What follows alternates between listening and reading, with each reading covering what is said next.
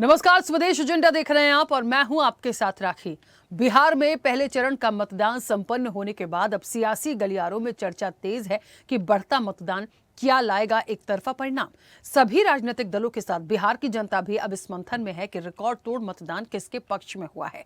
क्या नीतीश की महिलाओं को 10,000 की जो सौगात है इसका बड़ा कारण बनेगा या फिर तेजस्वी का सरकारी नौकरी का वादा सत्ता पक्ष पर भारी पड़ेगा। बढ़ता मतदान कहीं एंटी इनकम्बेंसी का इशारा तो नहीं या फिर यह बढ़ोतरी एक तरफा परिणाम दिलाएगी। क्या है बिहार में रिकॉर्ड तोड़ मतदान के कारण और किसके पक्ष में होगा रुझान, आज हम विस्तार से इस पर चर्चा करेंगे। उससे पहले देखिए ये रिपोर्ट।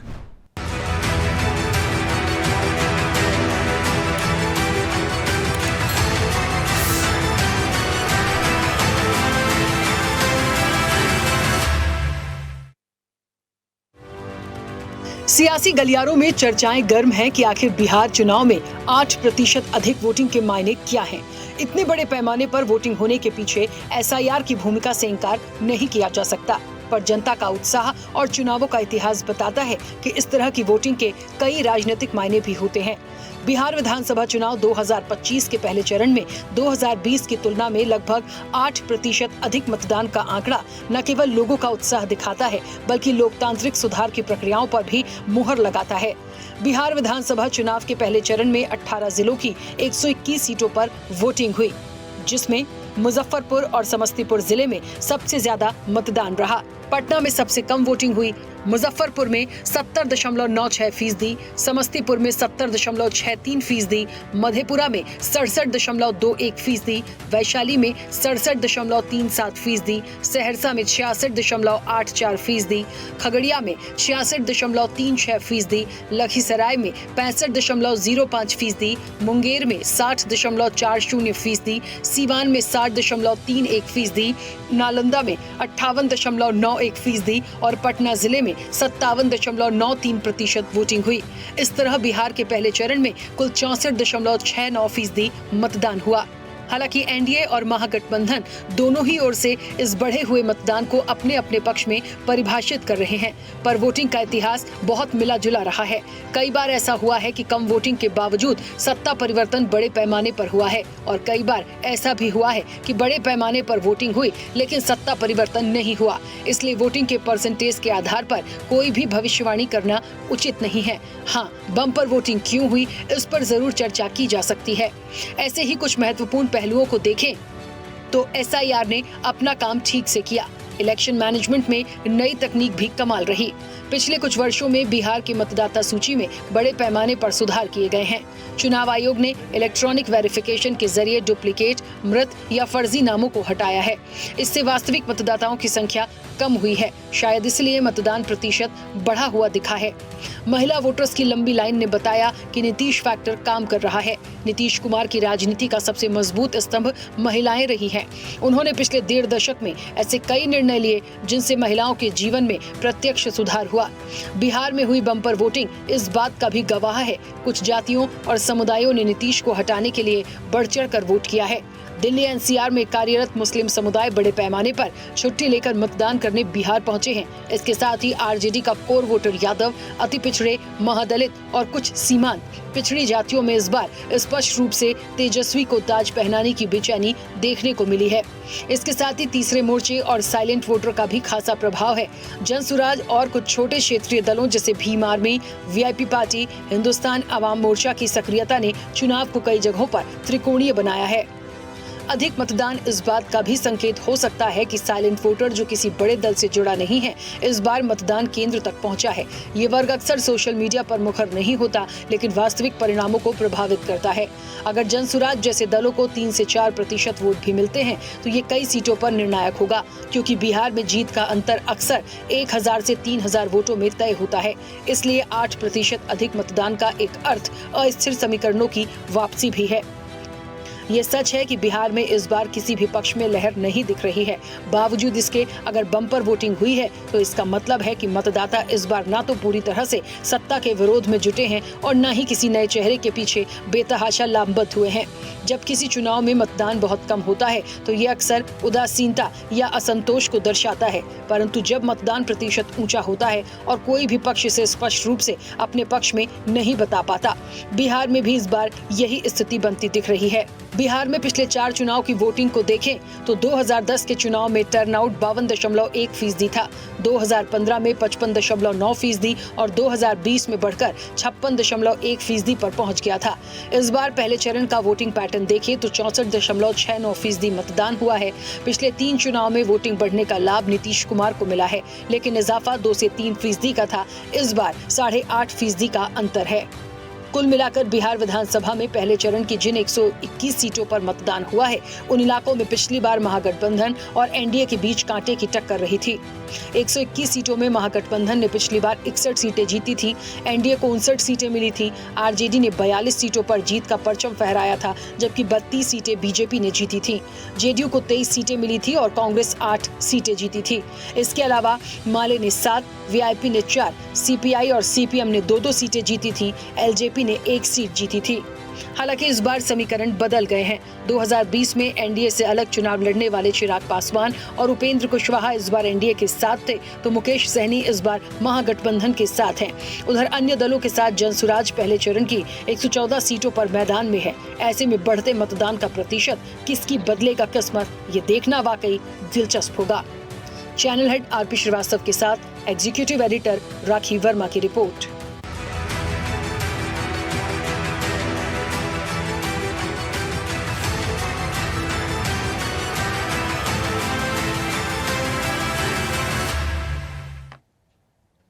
चलिए, तो बिहार में रिकॉर्ड तोड़ मतदान हुआ और किसके पक्ष में रुझान होगा, ये एक बड़ा सवाल है और चर्चा इसलिए भी बड़ी महत्वपूर्ण हो जाती है। 2 फैक्टर बड़े अहम हुए बिहार के प्रथम चरण के चुनाव में। एक तो हमने एक चर्चा कल थैंक यू बिहार करी थी, क्योंकि वो सारी मारपीट, वो हिंसक घटनाएं, उन सब चीजों से बिहार बहुत आगे निकल चुका है। तो शांतिपूर्ण मतदान होना बिहार में, ये अपने आप में एक अच्छे आंकड़ों के साथ हमें देखने को मिला। दूसरी चीज, बम्पर वोटिंग भी ये दिखाती है कि लोगों की भागीदारी, लोगों की जागरूकता इतनी है कि वो चाहते हैं कि एक ऐसी सरकार हो जो आने वाले समय में बिहार का उद्धार करे और उनका भी उद्धार करे। अब इस बीच में एक सवाल जो बड़ा अहम आया, जो आज की मुख्य रूप से चर्चा का विषय है, कि पहले चरण में जिस तरीके से 121 सीटों पर बम्पर वोटिंग हुई है, ये किसके पक्ष में है? क्या एंटी इनकम्बेंसी की तरफ इशारा करती है? क्योंकि बिहार में इसके पहले कई बार ऐसा हम देख चुके हैं। यदि कम वोटिंग हुई है तो आप ये मत सोचिए कि कहीं कोई नफा नुकसान होगा, बदलाव हुआ है। यदि ज्यादा वोटिंग हुई है और हम कह लें कि सत्ता पक्ष को फायदा हो जाएगा या विपक्ष को फायदा होगा, तो यहाँ पे कुछ भी बात तब तक नहीं कह सकते जब तक इसके नतीजे ना हो। लेकिन हाँ, कुछ फैक्टर जरूर हुए बिहार में जो कहीं ना कहीं इसकी बानगी दिखाते हैं। हम विस्तार से चर्चा करेंगे। हमारे साथ मेहमान जुड़े हैं। सबसे पहले आपका परिचय करा दें। भारतीय जनता पार्टी का पक्ष रखेंगे पंकज पाठक। पंकज जी, बहुत स्वागत चर्चा में जुड़ने के लिए। कांग्रेस का पक्ष रखेंगे मृणाल अनामय। मृणाल जी, आपका भी बहुत स्वागत है। जेडीयू का पक्ष रखेंगे शिशुपाल भारती। शिशुपाल जी, आपका भी बहुत स्वागत है। आरजेडी का पक्ष रखेंगे प्रदीप यादव। प्रदीप जी, आपका भी बहुत स्वागत है। एलजेपीआर से हमारे साथ जुड़ी हैं मंजू रानी सिंह। मंजू रानी जी, आपका भी बहुत स्वागत है। जनसुराज से हमारे साथ पक्ष रखेंगे राकेश गोप। राकेश जी, आपका भी बहुत स्वागत है। और राजनीतिक विश्लेषक है संदीप चौधरी। संदीप जी, आपका भी बहुत स्वागत है। मैं चर्चा की शुरुआत सबसे पहले, क्योंकि हमारे विश्लेषक संदीप जी हैं, पॉलिटिकल रूप से तो हम चीजों पर आएंगे ही, लेकिन विश्लेषण उनका क्या कहता है, मैं वहीं से चर्चा की शुरुआत करूंगी। संदीप जी, मुझे सुन पा रहे हैं? जी, मैं सुन पा रहा हूँ आपको। संदीप जी, जब तक वोटिंग नहीं हुई थी तब तक तो चर्चाएं थी मुद्दों की, तमाम चीजों की, और ये भी एक आकलन था कि कैसे क्या एक वोटिंग हो सकती है। लेकिन बिहार ने कई मामलों में इस बार रिकॉर्ड तोड़ा। जैसे कि शांतिपूर्ण मतदान हुआ। अमूमन पिछले रिकॉर्ड से कंपेयर करें, पुराने इतिहास को देखें तो बहुत अलग बिहार हुआ करता था। तो एक तो ये चीजें हुई छुटपुट घटनाओं को छोड़कर। दूसरा जो आज की मुख्य चर्चा है, ये जो रिकॉर्ड तोड़ मतदान हुआ, ये जो बढ़ता हुआ ग्राफ दिखा, इसे कैसे देखते हैं? बहुत, क्योंकि अमूमन जितनी बड़ी सीटें थी उसमें भी हम पिछली बार से कंपेयर करें तो हर सीट पर बढ़ोतरी हुई है वोटिंग में। ये क्या दर्शाती है, इसे आप कैसे देखते हैं? और यदि समझने की कोशिश करें तो किसका पलड़ा इस वोटिंग परसेंटेज से प्रथम चरण की भारी दिखता है? देखिए राखी जी, वोटिंग परसेंटेज का बढ़ना एक स्वागत योग्य कदम है और वोटिंग परसेंटेज बढ़ने के कई कारण होते हैं। एक तो नए जो युवा हैं, जो पिछले चुनाव में 5 साल पहले 13 इयर्स के थे, 13 साल के थे, वो सब उससे आगे के लोग आज वोट देने के अधिकारी हो गए हैं, तो उनकी वोट से भी वोटिंग परसेंटेज बढ़ता है। दूसरी चीज आप ऐसे समझ लीजिए, अगर 100 वोटर्स हैं और उनमें से 10 लोगों ने पिछली बार वोटिंग किया, तो वो 10% उनका वोटिंग हुआ। लेकिन एसआईआर होने के बाद 65 लाख वोट कटे। अगर 100 वोट में से 50 वोट कट जाते हैं, वो 10 ही लोग वोटिंग करते हैं, तो वो वोटिंग का परसेंटेज 20% हो जाता है। तो वोट कटने से भी वोटिंग परसेंटेज बढ़ा है, नए लोगों के वोट बने हैं उससे भी बढ़ा है। और फिर जिस तरीके से चुनाव की कैंपेन थी, चाहे बीजेपी हो, चाहे जेडीयू हो, चाहे प्रशांत किशोर हो, चाहे आरजेडी हो या कांग्रेस हो, इस बार सभी ने अपने अपने तरीके से जबरदस्त काम किया है। लोगों को, वोटरों को अपने बूथ तक जाने के लिए मजबूर किया है। ये भी एक कारण है जिससे वोटिंग परसेंटेज बढ़ता है। आपका सवाल है कि किसके चांस बन सकते हैं और किसके चांस रह सकते हैं।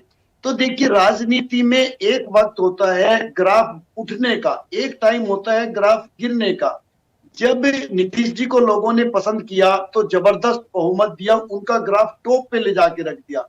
जब मोदी जी आए प्रधानमंत्री के रूप में, उनका ग्राफ टॉप पे ले जाके लोगों ने रख दिया, कोई कोर कसर नहीं छोड़ी।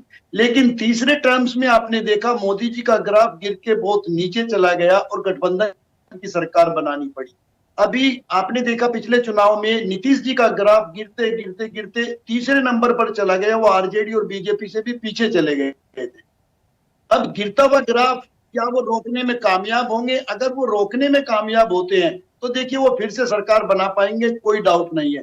लेकिन अगर ग्राफ थोड़ा भी डाउन चला गया, जिस तरीके से दोनों पार्टियां बीजेपी और जेडीयू के बड़े चेहरे हैं नीतीश और मोदी, अगर इनका ग्राफ डाउन जाता है, क्योंकि बिहार की जनता किस तरीके की जनता है, जब राम मंदिर का तूफान पूरे देश में मचा हुआ था, पूरे देश में बड़े बड़े लोगों की सत्ता चली गई थी, बड़े बड़े नेता हार गए थे, बिहार में तब भी उलटफेर नहीं हुआ था। जब धारा 370 का मामला आया तब भी बिहार में उलटफेर नहीं हुआ। तो कई ऐसी चीजें आई, जब मोदी जी आए, मोदी जी ने बहुत सारे सपने देश को दिखाए, तब भी बीजेपी वो करिश्मा बिहार के अंदर नहीं कर पाई। बिहार, बंगाल, झारखंड ये कुछ अलग तरीके के स्टेट है, यहाँ का कुछ स्वाद अलग है, लोगों का सोच अलग है लोगों की। तो अभी हमें देखना पड़ेगा कि क्या तेजस्वी की तरफ लोगों का रुझान बढ़ रहा है, नया चेहरा है, उनका ग्राफ ऊपर की तरफ जा रहा है। जहां नीतीश जी और मोदी जी का ग्राफ डाउन आया है, तेजस्वी यादव का ग्राफ ऊपर जा रहा है। अब हमें यह देखना पड़ेगा, इस चुनाव के बाद हमें पता चलेगा, 14 तारीख को हमें पता चलेगा कि हकीकत में ग्राफ किसका और डाउन गया है और किसका ऊपर गया है, कौन गद्दी पर काबिज होगा। ठीक है, वापस आऊंगी। पंकज जी, मुझे सुन पा रहे हैं? जी जी, सुन पा रहे हैं। बढ़ता मतदान और एक अच्छा जो एक वोटिंग परसेंटेज मिला प्रथम चरण में, और किसके पक्ष में रुझान, ये तो एक सबसे बड़ा मूल प्रश्न है।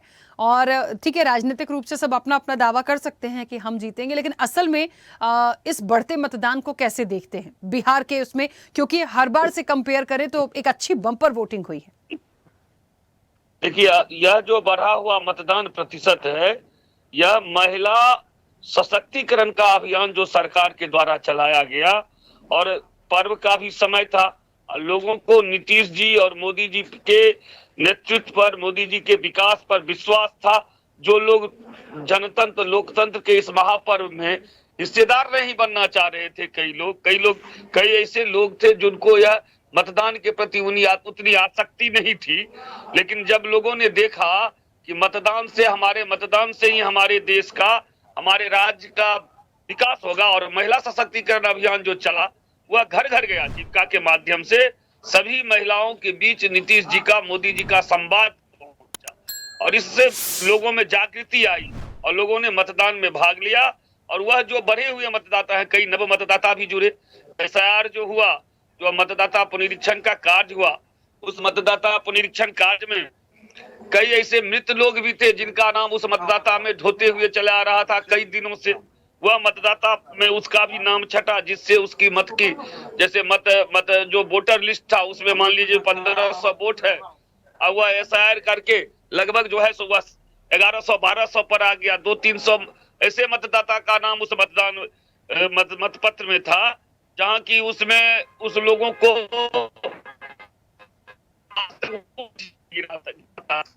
हुआ मतदाता सूची जो है वह पुनरीक्षण कार्य में हुआ संशोधित हुआ।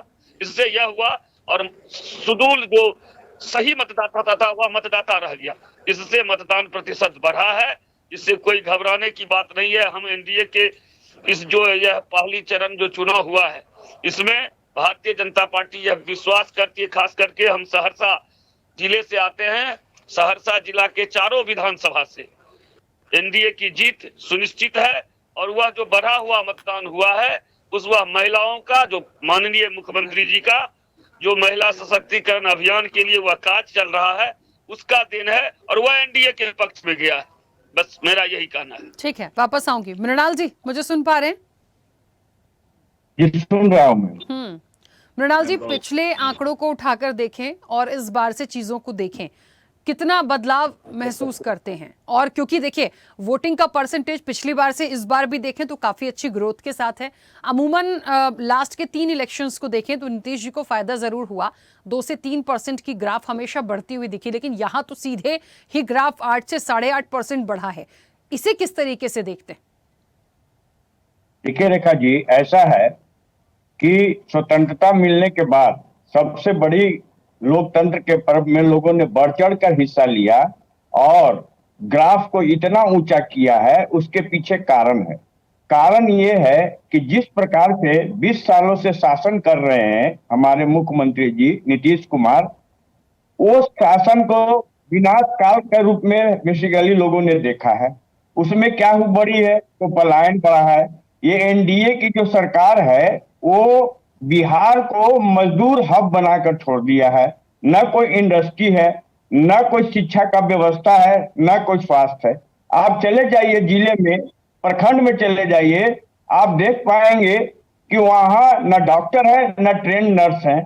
तो आप जिस प्रकार की व्यवस्था बनाकर रखे हुए थे, जहां तक कि हमारे तेजस्वी यादव जो भावी मुख्यमंत्री है महागठबंधन के, उन्होंने घोषणा किया था कि भाई जीविका दीदी जो है उनको हम लोग 30,000 रुपया देने का काम करेंगे।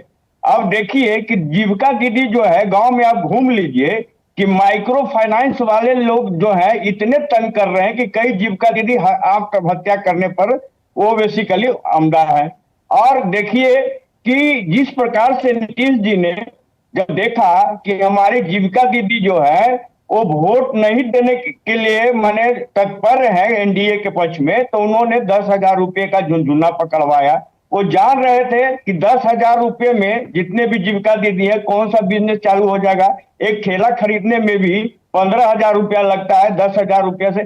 तो इस प्रकार की जो कई कुरीतियां चल रही थी, जिस प्रकार से जो हमारे युवा नौकरी के लिए सड़कों पर भटक रहे थे, जो बार बार कहते हैं एनडीए सरकार कि हमने सड़क बना दी, हमने फलाना चीज कर दिया। आप देखिए कि हर एक 40 किलोमीटर पर टोल टैक्स लगा दिया है और वसूली का केंद्र बना दिया है।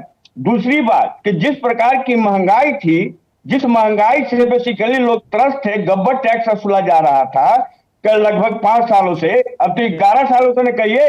लेकिन जब मोदी जी ने देखा कि यहाँ पर काफी लोग इसके लेकर काफी आंदोलन हो रहा है, तो इन्होंने फिर से झुंझुना पकड़वाया, लोगों को भ्रम में करने, जीएसटी को कम करने का काम किया। तो ये प्रकार की जो कुरीतियां थी, उस कुरीतियों को दूर करने के लिए जनता जो है, ये लोकतंत्र का अभी डिजिटल युग है और डिजिटल युग में लोग अवेयरनेस लेवल काफी ऊपर आ गया है। अब लोग जान रहे हैं कि जो बिहार की स्थिति है, जो जिस प्रकार से हमारे युवा जब अपनी मांग को लेकर, अपने अधिकार को लेकर बीपीएससी में देखे कि आपने किस प्रकार से धान ली हुआ, पेपर लीक हुआ, तो आप देखें कि जब वो लोग धरना पर बैठे हुए थे तो इनकी पुलिस जो है लाठी से मार कर उन्होंने लहूलुहान कर दिया।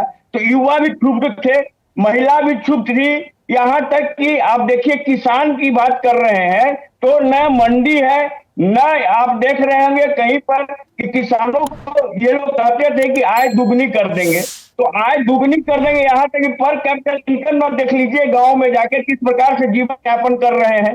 तो कई मुद्दाएं थी और हम लोगों ने वादा किया था कि दलितों को, अति पिछड़ों को और माने अल्पसंख्यकों को और जो वंचित लोग हैं, जो गरीब हैं, उनको हक दिलाने के लिए, अधिकार दिलाने के लिए जिस प्रकार से रोड पर हम लोगों ने संघर्ष किया है, हमारे जननायक श्री राहुल गांधी जी ने जो आवाज उठाई है कि जिसकी जितनी संख्या उसकी उतनी भागीदारी, उसके तहत जो है ये लोग काफी लंबी लगाई कतार लगा के अवेयरनेस लेवल बढ़ाया है हम लोगों ने घूम घूम कर। जिस प्रकार से वोटर अधिकार यात्रा निकाल के ये लोग जिस प्रकार से वोट चोरी कर रहे हैं, जिस प्रकार से आप देखिए कि हरियाणा में जिस प्रकार से वोट चोरी करके इन्होंने चुनाव जीतने का काम किया है, तो इन सभी को देखकर युवा भी समझ रहे हैं, क्योंकि युवा जानते हैं कि लोकतंत्र की रक्षा तब भी हो सकती है जब संविधान की रक्षा होगी। संविधान को ये लोग खत्म करने की कोशिश कर रहे हैं। तो हमारे जो जैन जी है वो समझ, न्यू जनरेशन वाले लोग वो समझ रहे हैं कि किस प्रकार से हमें सरकार बनानी चाहिए और कौन हमारे लाभ के लिए काम करेगा और कौन इंडस्ट्री लगाएगा, कौन बेसिकली जॉब लाएगा। अभी देखिए कि बेसिकली 54 विभाग है, 54 विभाग में अभी 4 लाख कम से कम जो है जॉब इन्होंने पैसा में नहीं दिया है। तो हम लोग ने वादा किया है कि वो 4 लाख जितने भी है सब भर्तियां करूंगा और जैसी महागठबंधन की सरकार आएगी, आइए देखिए कॉन्ट्रेक्चुअल बेसिस पर सरकार जो है बहाली ले रही है, तो 4,000 में नौकरियां दे रही है। तो ये बताइए कि किस प्रकार से युवा अपनी सपना को साकार करेगा। उनको बाहर जाना पड़ रहा है, अपनी माता पिताओं से जाना पड़ रहा है। तो हम लोग एक और हम लोगों ने वादा किया है कि जितने भी अति पिछड़े और दलित लोग हैं, अगर हमारी सरकार आती है तो गांव में 5 डिसमिल और शहर में 3 डिसमिल जमीन देने का हम लोग काम करेंगे। तो हमारा, और दूसरी यही बात नहीं, हमने कहा है कि जैसी सरकार बनेगी तो हम लोग 25 लाख रुपया तक का बीमा करेंगे। जो स्वास्थ्य हेल्थ में उनको आवश्यकता है, जो बेसिकली खर्चा होगा उनको हम लोग उठाएंगे, वहन करेंगे। तो कई प्रकार की देखिए कि जीविका दीदी को भी हम लोगों ने कहा है कि आप जिस प्रकार की समस्या झेल रहे हैं उस समस्या का कितना काम लिया जाता है जीविका दीदियों के द्वारा, और यहाँ तक सरकारी काम भी लिया जाता है। हमेशा बेचारी परेशान रहती है, लेकिन घर परिवार उनसे दूर जा रहा है। लेकिन ठीक है मृणाल जी, चलिए कई सारे मेहमान हैं, वापस आऊंगी मैं। ठीक है शिशुपाल जी, मुझे सुन पा रहे हैं? चलिए शिशुपाल जी अभी कनेक्ट नहीं है। प्रदीप जी मुझे सुन पा रहे हैं? जी जी सुन पा रहे हैं। प्रदीप जी, जिस तरीके से बढ़ता मतदान, किसके पक्ष में जाएंगे ये रुझान कैसे देखते हैं और कितना अहम मानते हैं इस वोटिंग परसेंटेज को? देखिए इसमें सबसे ज्यादा जो है महिला वोटर चढ़ बढ़ के हिस्सा लिया है, क्योंकि हमारे नेता तेजस्वी यादव जी का माई बहन योजना के तहत जो 2500 रुपया देना है, 1 साल में 30,000 रुपया, 5 साल में 1.5 लाख तक देना है। इस कारण महिलाओं ने भी चढ़ बढ़ के हिस्सा लिया। दूसरा कारण है कि रोजगार, प्रत्येक परिवार को एक घर में सरकारी नौकरी देने का जो घोषणा हमारे युवा जो है चढ़ बढ़ के हिस्सा लिया मतदान में।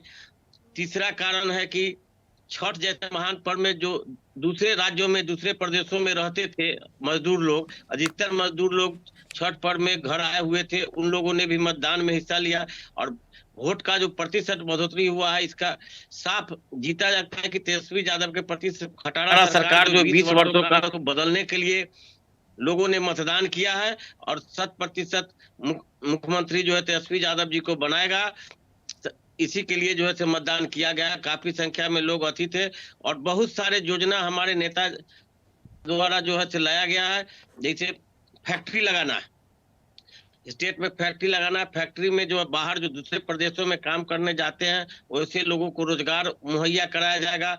इन सारी बातों को लेकर सभी लोग जो है एक तरफ से मतदान किया, जिससे जो है सरकार बदलना है। और पूर्व में भी जब जब वोट का प्रतिशत बढ़ा है तो सरकार बदली है। इसका 77 से देखा जाए तो सरकार बदली है, चाहे 95 में भी, 2005 में भी जब जब वोट का प्रतिशत बढ़ा है तो सरकार बदली है। इससे साफ जाहिर होता है कि नए सरकार के गठन के लिए लोगों ने चढ़ बढ़ के हिस्सा लिया और मतदान किया भारी संख्या में। बिल्कुल, चलिए वापस आऊंगी। मंजू रानी जी मुझे सुन पा रही हैं? मंजू रानी जी अनम्यूट करिए। मैम म्यूट किया आपने, अनम्यूट करिए। मैं सुन रही हूँ। हाँ, कैसे देखती हैं इस बार के प्रथम चरण की वोटिंग को? अच्छा खासा परसेंटेज आया है और आरजेडी जिस तरीके से कह रही है कि महिलाओं की भागीदारी सबसे ज्यादा और अहम मानी गई, हमेशा ही मानी जाती है बिहार में, तो लेकिन उसका फायदा नीतीश जी को पहुंचता, तो कैसे इस बार आप देख रही हैं इन वोटिंग परसेंटेज को? एलजेपी को कितना आके पिछली बार के कंपैरिजन? मैं सबसे पहले आपके चैनल को धन्यवाद करती हूँ और इस बात के लिए मैं चूंकि महिला हूँ तो मैं हर क्षेत्र में जाती हूँ और महिलाओं की जो जागरूकता अभियान जो चलाई थी उसमें मैं उत्साह और उमंग जो देखी और ऐन वक्त में नीतीश जी ने जो कर्ज के टाइम में महिलाओं को 10,000 रुपया सिर्फ कागज पर नहीं बोला, उन्होंने वादा को निभाया भी। और आरजेडी की जो महागठबंधन है वो मैं पूरी तरह से देख चुकी कि ये ठगबंधन ही है और महिलाएं भी इस बात को स्वीकार कर दी कि नीतीश जी जो कहते हैं, जो वादा किए उसको उन्होंने कागज पर उतार दिया और एक एक महिला के खाता में अभी भी जा रहा है और जाएगा, हर किस्त जा रहा है। तो आज जो महिला जो लोन से ग्रसित थी, मान लीजिए कोई लोन जो कंपनी जो लोन देती थी उसका लोन उन्होंने कितना चुकता कर दिया, तो एक ये बहुत बड़ा सहारा था। लेकिन आज हमारी विपक्षी पार्टी जो भी बात बोलती है सिर्फ मुंह से बोलती है, कागज पर आज तक उतार के नहीं दिखाई कि 2500 रुपया माँ बहन कहाँ गई? वो अपनी माँ बहन को तो सुरक्षित नहीं रख पाए। आज दोनों भाई में तकरार हो गया, उनके परिवार में एकता है, भाई भाई को निकाल दिया, रिजाइन दिलवा दिया। कहाँ आप दिखाते हैं? मैंने वोट कराने देखा, एक तरफ दूसरे परिवार जा रहे हैं और एक तरफ अकेला जा रहा है। तेज प्रताप, ये क्या है? जो अपने परिवार में गठबंधन नहीं कर पाया वो देश के परिवार में क्या गठबंधन करेंगे? नहीं, ये गठबंधन का परिवार है। और लालू जी अपने खानदान में, जब लालू जी की शादी हुई थी तो क्या उनको कार मिला था दहेज में? वो भैंसी पर घूमते थे और आज वो कार में घूम रहे हैं, उनकी बेटियां कार में घूम रही हैं। तो ये परिवर्तन नहीं दिखता है क्या विपक्षी पार्टी को? हाँ, आज जो यादव जी लोग पढ़े लिखे स्कूल जा रहे हैं, कॉलेज जा रहे हैं, ये नीतीश जी का देन है। जब आज पूर्णिया में हवाई अड्डा जो खुला उसमें क्या मुस्लिम लोग नहीं चढ़ रहे हैं? यादव जी नहीं चढ़ रहे हैं कि आरजेडी का कोई जो प्रवक्ता है चाहे सदस्य है उसमें टिकट कटा के नहीं चढ़ेंगे? ये विकास नहीं दिख रहा है? विकास देखिए, अंधापन मत चलिए, हवा में बात मत कीजिए, धरती पर सच्चाई लाने की जरूरत है। और हमारी एनडीए सरकार जो कहती है वो करती है। मोदी जी ने जो भी अपना स्वीकारा उसको पूरा तरह से निभाया। तो एनडीए सरकार बन रही है और पहली चुनाव जब 6 तारीख को हुई है, आप उसमें देखिए महिला बढ़ चढ़ के कितना जोर शानदार मैंने जीत हासिल की है। तो 11 तारीख को भी जो चुनाव होगा द्वितीय प्रथम में, तो उसमें भी आप देखिए क्या जोर शोर दिखेगा। महिलाएं जागरूक हो गई हैं।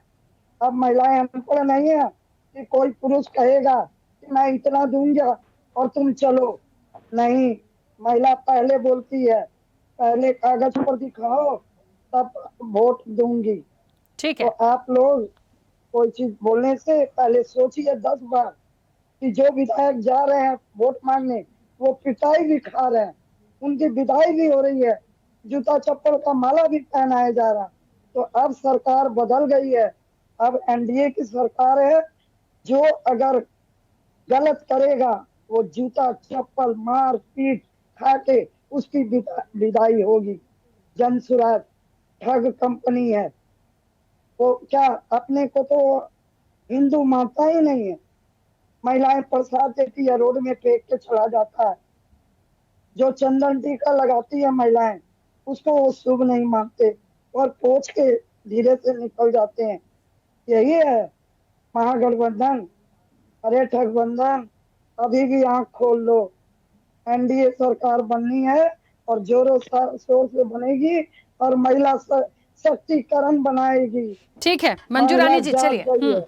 ठीक है मैम, रोकूंगी, वापस आऊंगी। हाँ राकेश जी, आप कुछ कहना भी चाह रहे थे, अपनी बात रखिएगा। एक छोटा सा सवाल है मेरा, क्योंकि जनसुराज ने भी, मैं इस प्रथम चरण को देखूं, इस पूरे इलेक्शन को भी देखूं, पहले तो हम पहले चरण की बात कर रहे हैं, आपके भी लगभग पूरी सीटों पर, प्रथम चरण में भी देखूं तो एक अच्छा खासा नंबर ऑफ सीट्स है जिस पर आपके कैंडिडेट उतरे हैं, और ये बहुत प्रभावी होता है क्योंकि आकलन सीधा सीधा कहता है कि यदि 3 से 4% वोट भी निकलता है तो कहीं ना कहीं निर्णायक भूमिका साबित होगी। अब ये देखना पड़ेगा कि कितना, कि जिस तरीके से प्रशांत किशोर आए, अपनी बातों को रखा, तमाम चीजें हुई इस पूरे इलेक्शन में, थोड़ी सी चीजों से, क्योंकि इस बार का जो वोटिंग हुआ ना बिल्कुल अलग हुआ, ना एक तरफा है ना मिक्स है, मतलब बम्पर वोटिंग इसको कहते हैं कि अब कुछ आकलन आप अभी इस वक्त नहीं कर पाएंगे कि आखिर किसके पक्ष में गया। तो जनसुराज इसे किस तरीके से देखती है, इस वोटिंग को किस तरीके से देखती है, और कितना महत्वपूर्ण आप देख पा रहे हैं? राकेश जी, पहले तो आपका स्वागत, और इस पैनल पे बैठे हुए सारे विद्वान साथियों का भी स्वागत। आपने कहा कि बम्पर वोटिंग हुई है, यह जनसुराज या किसी पार्टी विशेष के हित में तो बात की बात है। पहली बात तो ये लोकतंत्र के हित में है, और दूसरी बात कि ये बिहार के हित में है। वोटरों में जब जागरूकता आती है, वोटरों के पास जब वोट करने का कोई अपना एक नैरेटिव होता है, कोई एक एजेंडा होता है, कोई एक कारण होता है, तो यह लोकतंत्र के हित में जाता है। आपने देखा हमारे जो साथी प्रवक्ता भी दावा कर रहे थे, चाहे वो एनडीए के हो या इंडिया गठबंधन के, उनके अपने अपने दावा है, उनका स्वागत है। लेकिन मैं ये कहना चाहता हूं कि आप जनसुराज किसी उम्मीदवार को विधायक बनाने का प्रक्रिया नहीं है। जनसुराज पिछले 3 सालों से गली गली, चौक चौराहे, खेत खलियान, प्रसाद जी पैदल घूम रहे थे। उन्होंने जनता को जागरूक किया कि आप वोट किसी को भी दो, वोट आप करते क्यों हो, पहले इस पैमाने को आप तय करो। वोट करने का आपका उद्देश्य क्या होना चाहिए। बिहार की जनता ने माना है पहली बार कि हम रोड गली गली से ऊपर उठ करके, 5 किलो राशन से ऊपर उठ करके अपने बच्चों की शिक्षा और रोजी रोजगार पर वोट करेंगे। और आप इस चुनाव में, जैसा कि आप बता रही थी कि 3-4% भी अगर जनसुराज को वोट मिलता है, जनसुराज के जीतने का कोई मतलब नहीं है। मतलब है बिहार की जनता अपने मुद्दे को लेकर के जीत जाए। सरकार जिस किसी का भी बने, मुद्दा जीतना चाहिए, मुद्दे आधारित बात हो, शिक्षा संबंधित बात हो, रोजी रोजगार पर बात हो, पलायन को रोकने पर बात हो। और हमें इस बात में कामयाबी मिली है। जनसुराज कितना सीट जीतेगा मेरे लिए कोई इशू नहीं है। मेरे लिए इशू है कि बिहार में जिसकी सरकार बने, उन्हें मजबूर होकर के जनता रोजी रोजगार पर लेके आए। हिंदू मुसलमान से हट करके, जाति धर्म से हट करके, जब शिक्षा और रोजी रोजगार की बात होगी तभी हम पलायन पर काम कर पाएंगे। और एक दूसरा जो हमारे विद्वान प्रवक्ता ने कहा कि छठ में मजदूर आए हैं, जो छठ में मजदूर आए हैं उनमें फिर बिहार से बाहर जाकर के मजबूरी में काम नहीं करने का एक टीस जनसुराज ने जगाया। और उसका भी एक कारण हम बता सकते हैं कि ये बम्पर वोटिंग हुई है।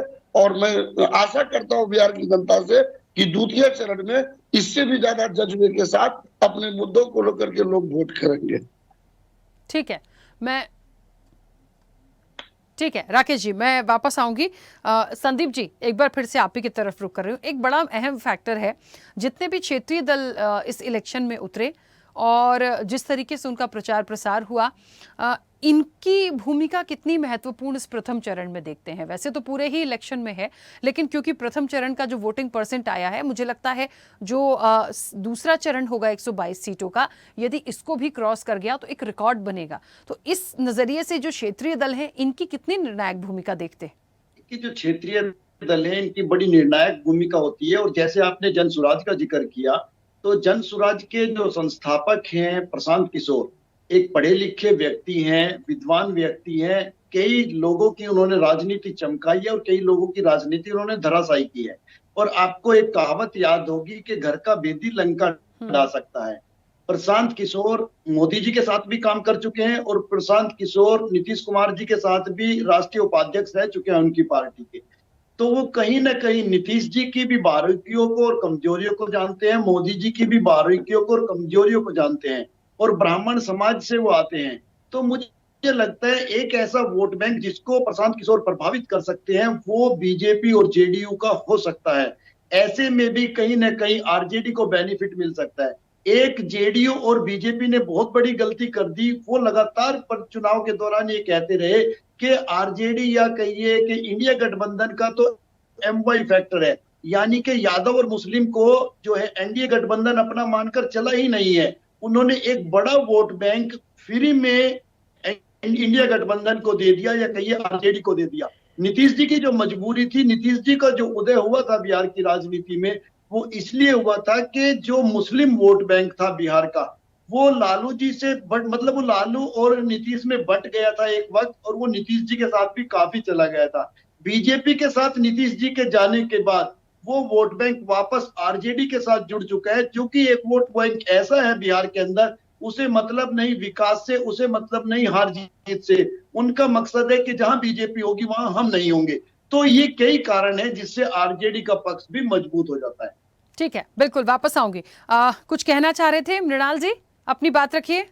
देखिए मैम, ऐसा है कि जिस प्रकार से इंडिया गठबंधन यानी कि जो हम लोग का महागठबंधन है, क्षेत्र में लगातार हम लोग 6 महीनों और लगातार कम से कम 2 सालों से हम लोग जिस प्रकार से दलितों का, अति पिछड़ों का, अल्पसंख्यकों का आवाज उठा रहे थे, गरीबों का आवाज उठा रहे थे, कि भाई देख रहे हैं कि जो अमीर है वो अमीर बन रहा है और गरीब हमेशा गरीब बनता चला जा रहा है। तो इस चीजों को लोगों ने अच्छी तरह से समझा है। हम लोगों ने कमाई का, पढ़ाई का, दवाई का, सिंचाई का सब तरह से मुद्दा उठाया है, सड़कों पर संघर्ष किया है और जनता के साथ खड़ा रहा है।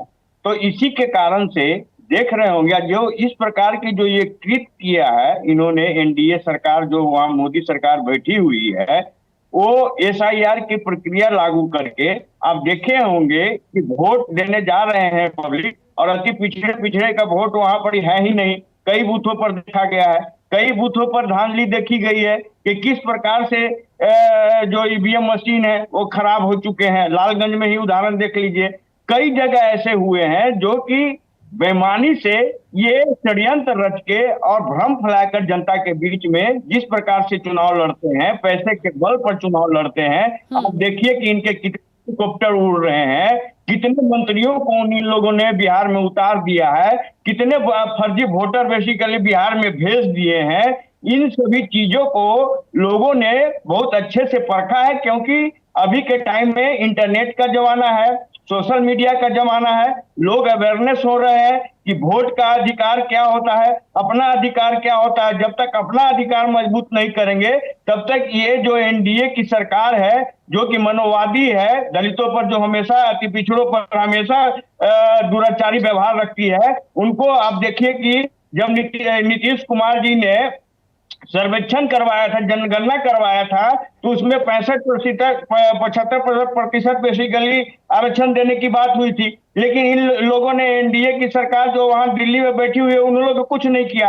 तो हम लोगों ने घोषणा किया है कि भैया जैसी सरकार हमारी आएगी, हम अति पिछड़े का जो अति पिछड़े और दलित हैं, उनको हम लोग आरक्षण 65% करके देंगे, और कई शिक्षा संस्थानों में, प्राइवेट सेक्टरों में भी उनको आरक्षण देंगे, यहाँ तक कि ठेका में भी आरक्षण देंगे। तो कई ऐसे वादे हैं जिसमें कि हम लोगों ने जनता के लिए, अधिकार के लिए, उनको आगे बढ़ाने के लिए, समाज में आगे बढ़ाने के लिए हम लोग काम कर रहे हैं। तो जनता अच्छे ढंग से समझ रही है कि ये जो राग अलापते हैं 20 साल पीछे के, वो 20 साल पीछे का राग अलाप अब नहीं चलेगा। अब नई बिहार बनेगी, नई सरकार बनेगी, महागठबंधन की सरकार बनेगी, तेजस्वी और तेज सरकार बनेगी, और सभी लोग का साझा प्रिंट हम लोगों ने तैयार किया है कि किस प्रकार से फैक्ट्री लगाएंगे, और जब फैक्ट्री लगेगी तो युवाओं को नौकरी दिया जाएगा, और जब नौकरी दिया जाएगा तो मांग बढ़ेगा, तो और क्षेत्रों में हम लोग विकास करेंगे। यहाँ तक कि जो सरकारी नौकरियां हैं, जहां पर अभी खाली काफी लोग अभी वैकेंसी अभी खाली है, उसको भी भरेंगे। तो पैसा आएगा तो सर्किट चालू होगा, तो उसे और हम लोग करेंगे। ब्लूप्रिंट हम लोग के पास तैयार है, और इन लोगों के पास केवल क्या करना है, हिंदू मुस्लिम करना है, और केवल उन्माद पैदा करना है, लोगों को बीच में लड़ाई करना है। तो हम लोग का जो महागठबंधन है, जो हम लोग महागठबंधन के तहत कार्य कर रहे हैं, वो बेसिकली 20 साल वाली नहीं है। अब ये जो महागठबंधन है, युवाओं का महागठबंधन है, और अच्छे सोच और अच्छे विचार वालों का महागठबंधन है और आगे काम करके ये लोग समझ रहे हैं कि यही ठीक है। तो ठीक हम है लोग काम मृणाल जी, करेंगे चलिए और काम तो बिहार को विकास ठीक है। करेंगे। इसी का मुद्दे पर ये वोट जो है परसेंटेज काफी बढ़ रहा है और दूसरे चरण में देखिएगा कि 70 से 75 तक नहीं जाएगा तो आप मेरा नाम बदल दीजिएगा। चलिए ठीक है पंकज जी, मुझे ऐसा लगता है कि बहुत सारे फैक्टर हैं, पॉजिटिव भी हैं और नेगेटिव भी हैं। देखिए पॉजिटिव ऐसा है कि यदि अच्छी वोटिंग परसेंट को मैं एक फेवर में आप लोगों के एनडीए के पक्ष में लेती हूँ, महिलाओं की भागीदारी अच्छी रही है, शुरू से ही एक बहुत स्ट्रांग पोजीशन नीतीश जी के लिए महिलाएं रही हैं, एक मजबूत स्तंभ की तरह। वोटिंग की मैं बात करूं तो बहुत सारे फैक्टर्स को देखना पड़ेगा। चर्चाएं ये भी हैं कि एंटी इनकम्बेंसी का कितना असर होगा, ये भी चीजें देखनी पड़ेंगी। तो ये तो कहना बड़ा मुश्किल है कि जो वोटिंग परसेंटेज बढ़े हैं वो किसके पक्ष में गए हैं, लेकिन हाँ जो योजनाएं थी, जो बातें की गई हैं दोनों ही तरफ से, अलायंस की तरफ से बहुत कुछ सोच समझ के, मुझे लगता है ऐसी कोई कंफ्यूजन तो मुझे नहीं दिखी। पहले से प्लान था, पहले से जनता रेडी थी, उनका माइंड बिल्कुल क्लियर था और इसीलिए इतना वोट हुआ है। कंफ्यूजन जैसा मुझे कुछ दिखा नहीं। पंकज जी सुन पा रहे हैं मुझे? पंकज जी आपकी आवाज नहीं आ रही है, ऑडियो ब्रेक हो रहा है सर, शायद नेटवर्क इश्यू है। पंकज जी आवाज नहीं आ रही है, दोबारा से कनेक्ट करते हैं ताकि आपकी आवाज कम से कम प्रॉपर हम तक पहुंचे। प्रदीप जी मेरी आवाज पहुंच रही है? प्रदीप जी दो फैक्टर थे जिसकी चर्चाएं बहुत ज्यादा रही। महिलाओं को जो 10,000 देने की बात एनडीए की तरफ से आई, नीतीश जी की तरफ से आई, एक ये बात। तेजस्वी की नौकरी की जो बात आई, सरकारी नौकरी की परिवार में हमें, ये दोनों ही एक ऐसा फैक्टर था और एक वोट चोरी वाला मुद्दा जो आप लेकर आए। क्योंकि हम इसको देखिए डिनाई नहीं कर सकते कि जो नंबर ऑफ परसेंटेज बढ़ा है उसमें इलेक्शन कमीशन या एसआईआर की भूमिका नहीं रही। हमको उस चीज को भी सकारात्मक रूप से लेना होगा। प्रॉपर तरीके से काम किया गया है तो ओवरऑल सिनेरियो इन परसेंटेज को बढ़ाता है। लेकिन ये दोनों जो पॉइंट एंड मोमेंट पे आते आते आए, एक नौकरी वाला पॉइंट, एक महिलाओं को 10,000 देने वाली बात, दोनों ही अपनी जगह बहुत सकारात्मक थी। थोड़ा बड़ा मुश्किल टास्क है कि किसकी को जनता ने पहले चरण में बहुत अच्छे से विजयी बनाया है, ये तो खैर बाद में पता चलेगा। लेकिन ये फैक्टर कितना मजबूत देखते हैं, क्योंकि दोनों तरफ से फायदे की बात है, दोनों तरफ से हित की बात है, वो भी जनता के। माइक ऑन करिए प्रदीप जी, माइक ऑन करिए, माइक बंद है आपका, आप बोल रहे हैं मैं सुन नहीं पा रही हूँ। चलिए प्रदीप जी हम फोन पर कनेक्ट करते हैं आपको ताकि जल्दी जल्दी से प्रॉपर तरीके से हम लोग बात कर पाएं। मंजू रानी जी इसी चीज को आगे बढ़ाऊंगी, हालांकि क्योंकि आप भी गठबंधन का हिस्सा हैं और बड़ा महत्वपूर्ण सवाल था इस पहले चरण की वोटिंग का। सबसे अहम यदि एक पॉइंट निकालने की कोशिश की जाए वो क्या देखती हैं, क्योंकि हमें पिछली बार की चीजों को भी देखते हुए चलना है। यदि बढ़ोतरी हुई है तो उसमें किन किन चीजों को आप महत्वपूर्ण मानती हैं? हाँ मंजू जी बोलिए। मैम आपकी भी आवाज नहीं आ रही है ठीक से। नहीं, आपको भी मैं नहीं सुन पा रही हूँ। ठीक है, मैं राकेश जी मुझे सुन पा रहे हैं? एटलीस्ट जिन लोगों का ऑडियो प्रॉपर है वो लोग तो अपनी बात रखें। राकेश जी हाँ बोलिए बोलिए, प्लीज अपनी बात रखिए। जी मैं ये कह रहा था मैम, ये अभी हमारे एक साथी ने, इंडिया गठबंधन के साथी ने कहा कि एनडीए के कई हेलीकॉप्टर घूम रहे हैं। तो आप बताइए महोदय कि अखिलेश जी किसके प्रचार में आ रहे हैं? अखिलेश जी तो आपके गठबंधन के यहाँ सहयोगी भी नहीं है। फिर आपने वीआईपी के मुकेश सर को भी जोड़ा हुआ है। अब तो आप आईआईपी के आईपी गुप्ता को ले आया है। आप कांग्रेस और लेफ्ट पार्टी के साथ पहले से है। तो ये तो पहले भी आपके गठबंधन में थे, अभी भी है, पहले भी आप सरकार में रहे हैं, 15 साल आप सरकार चलाया है। तो आपने ऐसा क्या अनोखा कर दिया कि आज बिहार के लोग सूरत में, दिल्ली में, गुजरात में धक्के खा रहे हैं? इस बात से वोटिंग पैटर्न का क्या लेना देना? आप तो जंगल राज के सरदार हो। आपने सुनाई दवाई कार्रवाई की बात की, फिर उगाही की बात कौन करेगा? आप तो अपराध उद्योग चलाने वाले लोग हो। दूसरी बात, हमारे एनडीए के साथी प्रवक्ता ने कहा कि जबराज ठगवर्धन है। मैडम आप 29 सीट पर चुनाव लड़ रहे हैं, आप पहले ये बताइए कि आपके बीजेपी के कितने लोग चुनाव लड़ रहे हैं? बीजेपी तो, और आप दोनों मिल करके नीतीश जी को कब सलटाइएगा?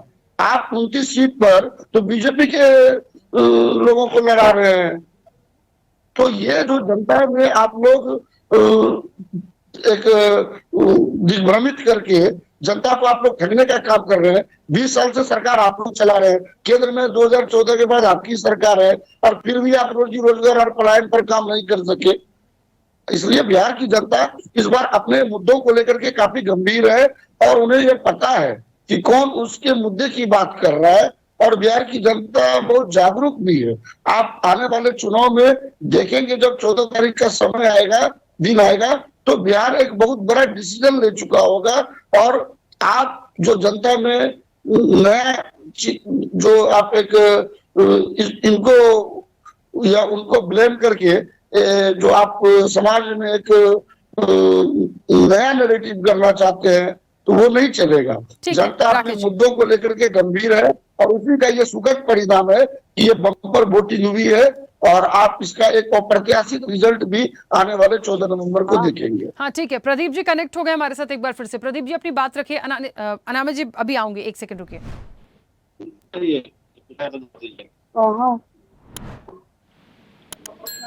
प्रदीप जी बोलिए, आपकी आवाज नहीं आ रही है अभी भी। चलिए ठीक है। पंकज जी मुझे सुन पा रहे हैं आप? जी जी जी। हाँ प्लीज अपनी बात रखिए। उस समय आपका भी ऑडियो नहीं आ रहा था। प्रदीप जी को प्लीज बोलिए, वो बोल रहे हैं बट सुन नहीं पा रहे। हमारे महागठबंधन के साथी बोल रहे थे और हमारे प्रशांत किशोर जी के जो पार्टी के माननीय हमारे पैनलिस्ट थे वो बोल रहे थे। मेरा स्पष्ट कहना है कि बिहार की जनता इस बार जो वोटिंग की है वह छलावा पर नहीं की है। उन्हें यह विश्वास है जो नीतीश जी के रहते सभी जिला कार्यालयों में इंजीनियरिंग कॉलेज, सभी जिला में मेडिकल कॉलेज, सभी जिला में पॉलिटेक्निक कॉलेज, सभी जिला में नर्सिंग कॉलेज, यह विश्वास लोगों को है। महिला सशक्तिकरण, हमारी बेटियां बहुत अच्छी ढंग से बहुत अच्छे तरक्की कर रही है, उनका तरक्की दिखाई दे रहा है, उन्हें विश्वास जगा है। जो हमारे इस बिहार से डॉक्टर, नर्स, हमारे बिहार से ड्रेसर, हमारे बिहार से एक्सरे मशीन के ऑपरेटर, यह लोगों में विश्वास जगा जो नीतीश और मोदी जी की सरकार में ही इस राज्य का कल्याण हो सकता है। और लोगों ने इसको एक चैलेंजिंग रूप में लिया और घर से निकलकर बड़ी मात्रा में वोट करने का एनडीए के पक्ष में किया और विपक्ष पर उन्हें विश्वास नहीं हुआ, क्योंकि हमारी माता बहनें का जो हमारे बुजुर्ग है उनको पता है कि उनके राज में महिलाओं के साथ किस तरह अन्याय हुआ, किस तरह घोटाला हुआ, किस तरह सड़क नाली लोग त्रस्त रहते थे, लोग अराजकता के माहौल में रहते थे, उसकी उन्हें याद है। नीतीश जी के राज में लोग अपने आप को अमन चैन सुरक्षित महसूस करता है, इसीलिए बड़ी तादाद में लोगों ने इस बार की मतदान में अपना मताधिकार का प्रयोग किया और एनडीए के पक्ष में यह जाएगा। मैं यह कह रहा हूं, यह दूर नहीं, 14 को तो परिणाम आ ही जाएगा। पूरे बिहार में एनडीए के पक्ष में हवा चलेगी और यह बढ़ा हुआ मतदाता का जो दर है वही शोषित, वंचित, जो नीचे तबके के लोग हैं, जिन्हें हम लोग अंत्योदय परिवार कहते हैं, उस अंत्योदय परिवार के लोगों के बीच में यह आस है जो इनके नेतृत्व में, एनडीए की सरकार के नेतृत्व में ही इस क्षेत्र का विकास होगा। मेरा यही कहना है। विपक्ष के छलावा को माँ बहन योजना, क्या माँ बहन योजना, उनके पार्टी में क्या माँ बहन योजना की पालन है? उन्होंने कितने महिलाओं को उम्मीदवार बनाया? इसकी समीक्षा जनता करती है, जनता देखती है सभी बातों को। अब जनता हुआ नहीं रहा, सोशल मीडिया का युग है, सारे बातों को, सारे डाटा का लोग अध्ययन करते हैं।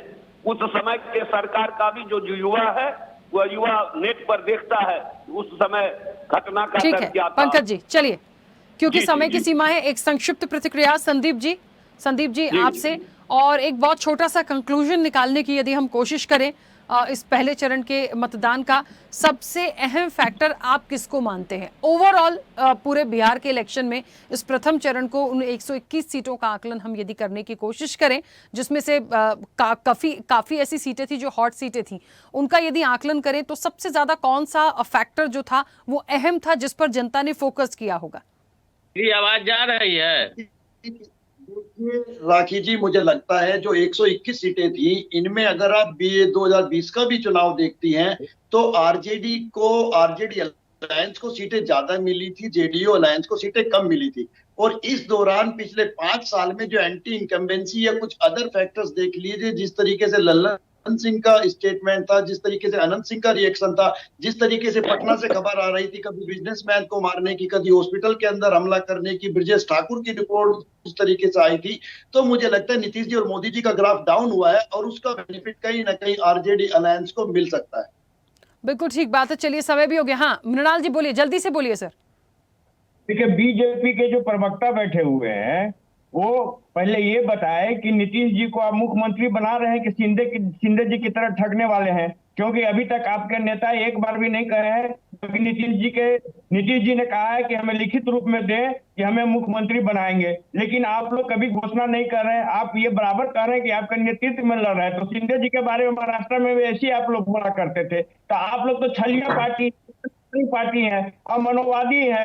तो आप किस प्रकार से दलित और अति पिछड़े की बात कर रहे हैं, जब हम लोगों ने आवाज उठाया था कि जिसकी जितनी भागीदारी, जिसकी जितनी संख्या उतनी भागीदारी, तो आप लोगों ने आरक्षण के दायरे को क्यों नहीं बढ़ाया? तो ये सबसे महत्वपूर्ण चीज है। जबकि आप देख लीजिए कि किस प्रकार से आप जो है क्या कहते हैं, अति पिछड़े के ऊपर अत्याचार कर रहे हैं, दलितों के ऊपर अत्याचार कर रहे हैं। कुर्नी का मुजफ्फरपुर की घटना याद है आपको कि वहां पर दलित बच्ची के साथ रेप किया गया, और जब वही दलित बच्ची जब वो हॉस्पिटल में जाती है तो 8 घंटे तक उसको बेड तक नहीं मिलता है। तो हमारे राजेश राम जी जो कि कांग्रेस के अध्यक्ष है, वो जाकर लड़ाई लड़ते हैं और उसको पीएमसीएच ट्रांसफर करते हैं। लेकिन पीएमसीएच में भी फिर मंगल पांडे के जो बेसिकली बैठे हुए चट्टे बट्टे हैं, उन लोग वो बेसिकली दलित बच्ची को फिर जगह नहीं देते हैं और उसको वहां पर भर्ती करवाते हैं, लेकिन वो बच्ची मृत्यु की प्राप्त हो जाती है। तो आप ये मत बोलिए कि किस प्रकार से भ्रष्टाचार है। भ्रष्टाचार के सृजन घोटाला आप ही लोगों ने किया था ना, मुजफ्फरपुर में कांड आप ही लोगों ने।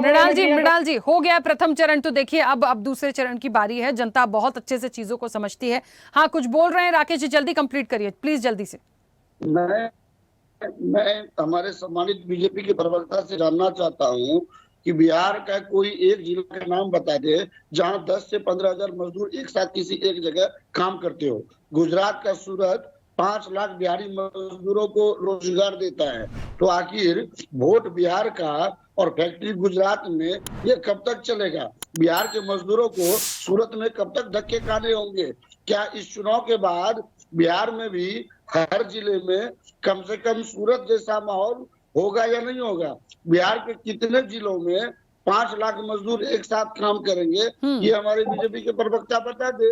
प्रथम चरण का चुनाव हो गया, चलिए मुझे लगता है ये सारी बातें भी प्रचार के दौरान आई थी, ये एक अहम फैक्टर था। क्योंकि फिलहाल ठीक है राकेश जी, चलिए क्योंकि समय हो गया है, फिलहाल आप सभी का बहुत शुक्रिया इस चर्चा में जुड़ने के लिए। देखिए प्रथम चरण का मतदान संपन्न हुआ, रुझान किसके पक्ष में होगा ये एक बड़ा सवाल है। और जिस तरीके से बम्पर वोटिंग हुई है, वोटिंग परसेंटेज जिस तरीके से बढ़ा है, यहां पर सब कुछ स्थिर है। अभी कुछ नहीं कहा जा सकता कि एक तरफा होगा या कौन सा अलायंस आगे आ सकता है, क्योंकि ये जो था ये पूरा जनता ने माइंडसेट करके पूरे प्लान के साथ वोट डाले हैं इस प्रथम चरण में। और हर बार से इस बार में रिकॉर्ड तोड़ कहीं ना कहीं बिहार में वोटिंग हुई है, जो एक अच्छा संकेत भी देती है, लोकतांत्रिक व्यवस्था के लिए भी एक अच्छा संदेश है। अब अगला पड़ाव जो होगा, जो दूसरा चरण होगा, वो 11 नवंबर को होना है 122 सीटों के लिए। देखिए कितना परसेंट वहां से निकलता है और एक ओवरऑल आकलन जो निकलेगा, फिर पता चलेगा कि बिहार है वहां किसकी सरकार होगी और वहां कौन बाहर लाएगा।